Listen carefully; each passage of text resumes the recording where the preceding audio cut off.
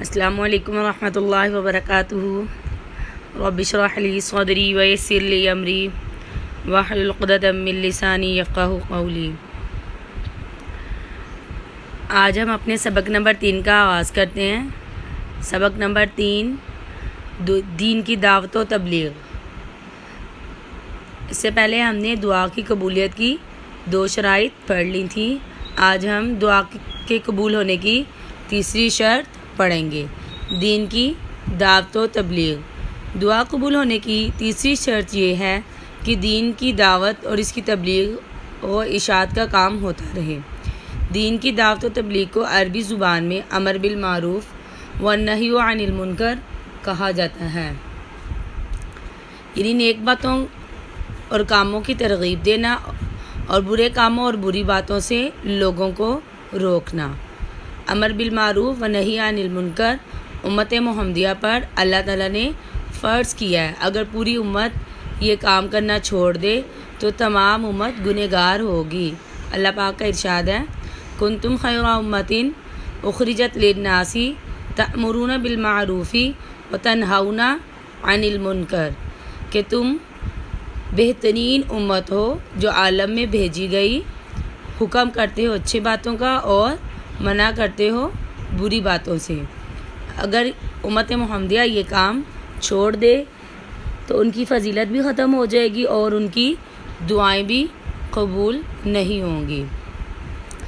جس معاشرے میں دین کی دعوت و تبلیغ کا کام ہو رہا ہو تو اللہ تعالیٰ اس معاشرے کے لوگوں کی دعائیں قبول فرماتے ہیں، اور جس معاشرہ میں یہ کام نہیں ہو رہا ہو وہاں دعائیں قبول نہیں ہوتی اور مختلف قسم کے عذاب اللہ کی طرف سے مسلط کر دیے جاتے ہیں، ڈال دیے جاتے ہیں۔ ایک حدیث میں نبی کریم صلی اللہ علیہ وسلم کا ارشاد ہے، والذی نفسی بیدہ لتأمرن بالمعروف ولتنہون عن المنکر او لیوشکن اللہ ان یبعث علیکم عقابا منہ ثم تدعونہ فلا یستجاب لکم۔ ترجمہ: مجھے اس ذات کی قسم ہے جس کے قبضہ قدرت میں میری جان ہے، تم ضرور نیکی کا حکم کرو اور ضرور برائی سے روکو، ورنہ قریب ہے کہ اللہ تعالیٰ تم پر اپنی طرف سے کوئی عذاب اتار دے اور پھر تم اس حالت میں اللہ سے دعائیں کرو اور مگر وہ قبول نہ کی جائے۔ مطلب امر بالمعروف و نہی عن المنکر چھوڑ دیا جائے تو اللہ تعالیٰ دعائیں بھی قبول نہیں فرماتے اور اللہ کی طرف سے عذاب نازل ہوتا ہے۔ دعا کے قبول ہونے کی چوتھی شرط، گناہ اور قطع رحمی کی دعا نہ کرنا۔ دعا قبول ہونے کے لیے چوتھی شرط یہ ہے، کسی گناہ کی دعا نہ کریں، یعنی یہ سوال نہ کریں کہ گناہ کا فلاں کام کرنے میں کامیاب ہو جاؤں، اور قطع رحمی کی بھی دعا نہ کریں، یعنی اپنے رشتہ داروں سے تعلق توڑنے کی دعا نہ کریں۔ چنانچہ صحیح مسلم میں حضرت ابو ہریرہ رضی اللہ سے روایت ہے، آپ صلی اللہ علیہ وسلم نے ارشاد فرمایا، یستجاب للعبد ما لم یدع باسم او قطیعۃ رحم، یعنی اللہ تعالیٰ دعا قبول فرماتے ہیں بشرط یہ کہ کسی گناہ یا قطع رحمی یعنی تعلقات توڑنے کی دعا نہ کی جائے، یعنی کوئی چوری کرنی ہے یا کوئی اور گناہ کا کام کرنا ہے تو یہ کہنا یا اللہ مجھے اس کام میں کامیاب کر دے، اس طرح کی دعا اللہ تعالیٰ قبول نہیں فرماتے۔ ایک سوال کا جواب، بعض مرتبہ آپ نے دیکھا ہوگا کہ بہت سے لوگ ایسے ہیں ان میں ان چاروں شرائط میں سے کوئی شرط نہیں پائی جاتی، لیکن اس کے باوجود ایسا لگتا ہے کہ ان کی دعائیں قبول ہو رہی ہیں۔ مثلا کوئی شخص یہ کہتا ہے فلاں بزرگ کے مزار پر میں گیا اور مزار والے بابا سے میں نے مانگا اور وہ بابا نے مجھے عطا کر دیا، یعنی جو میں نے مزار والے بابا سے مانگا وہ مجھے مل گیا۔ یا کوئی شخص حرام مال کماتا ہے اور استعمال کرتا ہے اور اپنے کاروبار میں برکت کی دعا کرتا ہے اور بظاہر اس کا کاروبار بڑھتا ہوا نظر آتا ہے، یعنی اس کاروبار میں ترقی نظر آتی ہے، تو اس کا جواب یہ ہے کہ حقیقت یہ ہے کہ کسی کے حرام کاروبار میں ظاہری اضافہ ہو جانا، ظاہری مال کا بڑھنا یا کسی مزار پر جا کر مزار والے سے مانگنے سے کچھ مل جانا یہ دعا قبول ہونے کی علامت نہیں، بلکہ یہ شیطانی دھوکہ ہے۔ شیطان دل میں یہ وسوسہ ڈالتا ہے کہ دیکھو تمہارا یہ کام اس مزار والے بزرگ کی وجہ سے، یا تمہارا کاروبار جو اگرچہ حرام ہے لیکن بڑھ رہا ہے، یہ دعا کے وجہ سے ہے۔ اس وسوسہ سے شیطان کا مقصد یہ ہوتا ہے کہ یہ شخص اس گناہ میں یا اس شرک میں پڑا رہے اور اس کو صحیح راستہ پتہ ہی نہ چلے۔ جب وہ غلط کو غلط ہی نہیں سمجھے گا تو صحیح راستہ یا اس گناہ کو وہ کیسے چھوڑے گا؟ صحیح راستہ وہ نہیں ڈھونڈ سکے گا، اس کو نہیں پتہ چلے گا کہ کیا صحیح ہے کیا غلط ہے۔ حق اور درست وہی ہے جو قرآن و حدیث میں ہے۔ جب قرآن و حدیث میں اللہ کے علاوہ کسی سے دعا مانگنے کو منع فرمایا گیا ہے اور حدیث میں حرام کمانے والے شخص کی دعا قبول نہ ہونے کے متعلق بتلا دیا گیا ہے تو اس پر مکمل ایمان رکھنا چاہیے اور اسی پر عمل کرنا چاہیے، ظاہری حالات چاہے کیسے ہی نظر آ رہے ہوں۔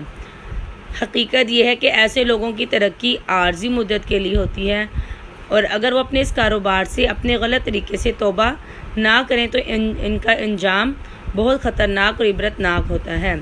اللہ تعالیٰ اپنی حفظ و امان میں رکھے، آمین۔ بیٹا ہم نے دعا کے قبول ہونے کی شرائط پڑھی تھیں۔ دعا کے قبول ہونے کی شرائط کے بعد اب ہم نے پڑھنا ہے دعا کی قبولیت کی صورتیں۔ اکثر لوگ یہ سمجھتے ہیں کہ دعا کے قبول ہونے کا مطلب یہ ہے کہ جو کچھ اللہ تعالیٰ سے مانگا وہی مل گیا، وہ سب کچھ بغیر کسی کمی بیشی کے مل جائے۔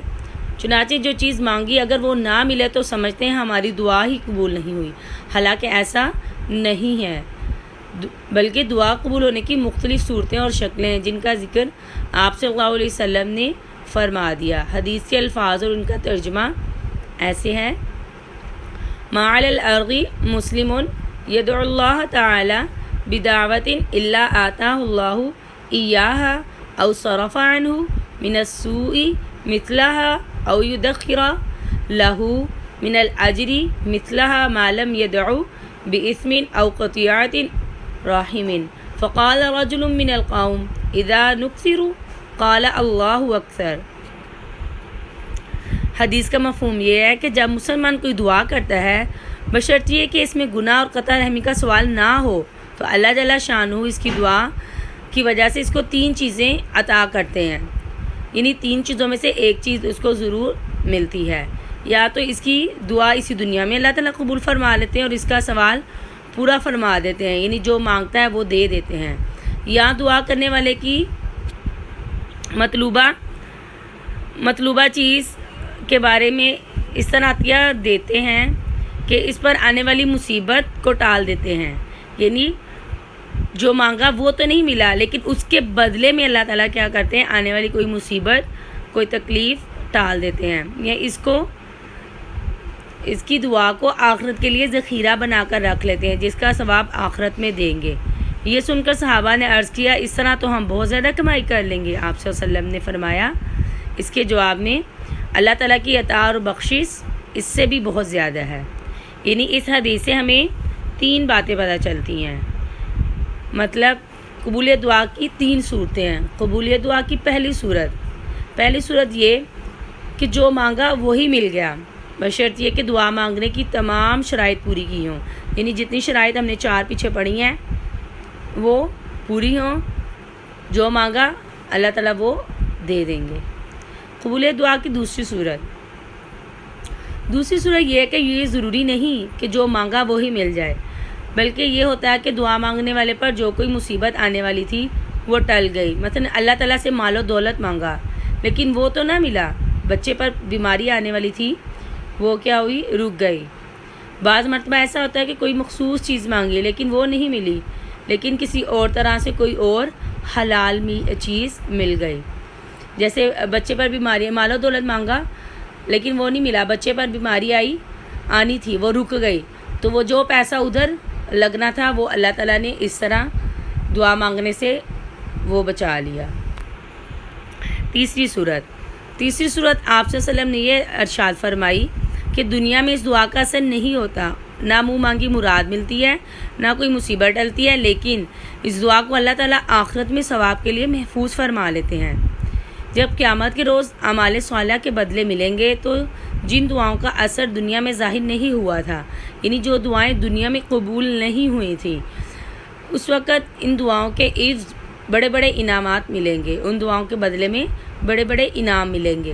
اس موقع پر بندہ کی تمنا ہوگی، کاش میری کسی دعا کا اثر دنیا میں ظاہر نہ ہوتا تو اچھا تھا، آج سب کے بدلے بڑے بڑے انعامات سے نوازا جا رہا ہوتا۔ در حقیقت اللہ تعالیٰ کی بہت بڑی مہربانی ہے، فانی دنیا دکھ سکھ کے ساتھ کسی طرح بھی گزر جائے گی، اور آخرت ہمیشہ رہنے والی ہے، دائمی ہے، وہاں جو کچھ ملے گا بے انتہا، بے شمار اور پائیدار، یعنی ہمیشہ کے لیے ہوگا۔ اس لیے دعائیں کرتے رہیں، اگر پہلی صورت نہیں ہوگی تو دوسری صورت مل جائے گی، اگر دوسری نہیں ہوگی تو تیسری صورت میں فائدہ ہی فائدہ ہے۔ ایک فائدہ تو یہ ہوگا کہ اللہ تعالیٰ کی طرف سے خود ہی دل کو سکون ہو جائے گا، بندہ صبر کر لے گا، اور دوسرا فائدہ آخرت میں ہوگا جو دنیا کے فائدے سے بہت زیادہ بڑا ہے۔ تو اس کا مطلب ہوا اللہ سے مانگنا کسی حال میں بھی فائدے سے خالی نہیں ہے، فائدہ ہی فائدہ ہے اللہ سے مانگنے میں۔ آج کے سبق میں آپ نے بیٹا 2 شرائط یاد کرنی ہے قبولیت دعا کی، اور قبولیت دعا کی 3 صورتیں یاد کرنی ہیں۔ السلام علیکم ورحمۃ اللہ وبرکاتہ۔